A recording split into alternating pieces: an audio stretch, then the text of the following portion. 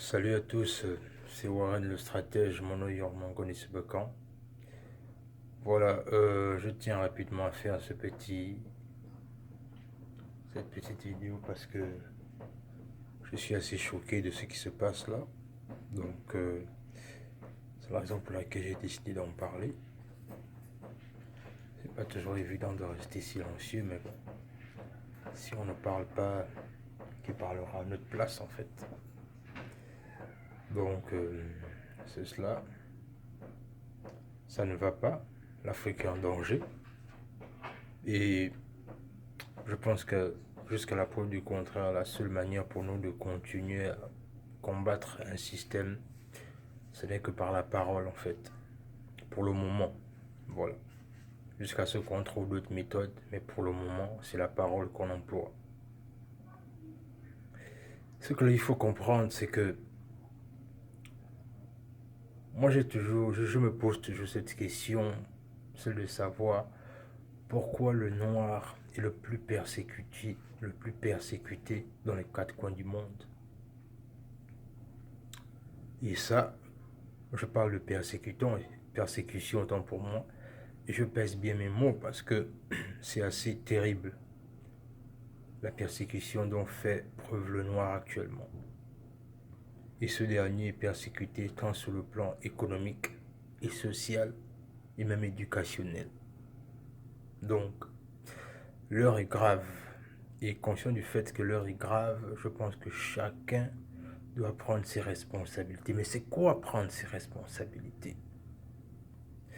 Prendre ses responsabilités, pour moi, c'est apporter d'autres pierres à l'édifice de façon à ce que la cause noire ne soit plus relayée à l'état de mendicité, à l'état de pitié ou encore à l'état de persécution, parce que c'est ce qui fait actuellement que le noir reste persécuté, c'est-à-dire quand je vois tout ce qui se passe actuellement dans le monde, le noir est toujours celui-là qui est toujours c'est toujours celui-là qui tend la main.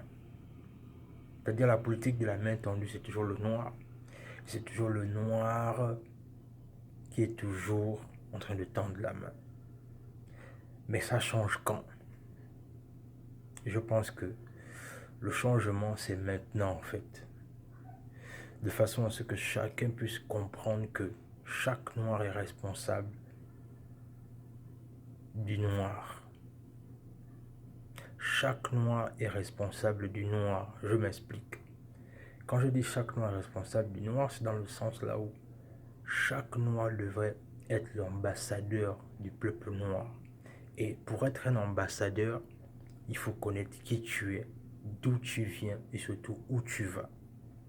À partir du moment là où tu laisses quelqu'un d'autre te dire qui tu es, à partir du moment où tu laisses quelqu'un te dire où tu vas, à partir du moment là où tu laisses quelqu'un te dire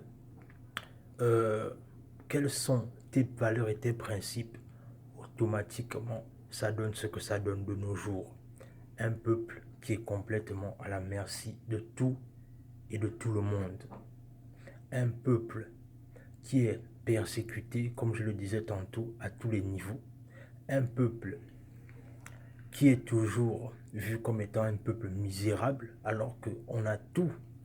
C'est-à-dire que souvent quand je me balade sur la toile, je regarde souvent la manière dont je regarde certaines images, je vois, par exemple, j'ai vu la dernière fois au Congo, là où les enfants étaient dans les mines de cobalt pendant que les gens utilisent les téléphones avec ça, alors que ce sont ces enfants-là qui auraient pu être des têtes pour l'éducation africaine. Je me dis, on est où? Et vraiment, il faut que ça cesse. Et pour que ça cesse, chaque Africain doit prendre conscience qu'il est responsable de ce qui se passe. Pour que ça cesse, chaque Africain doit prendre conscience qu'il est responsable de ce qui se passe. Donc, il est temps pour nous de changer, de voir les choses différemment, de penser africain, de vivre africain et d'accepter qu'on est différent. Accepter qu'on est différent. On peut se mélanger, On peut se côtoyer, mais il faut qu'on accepte qu'on est différent.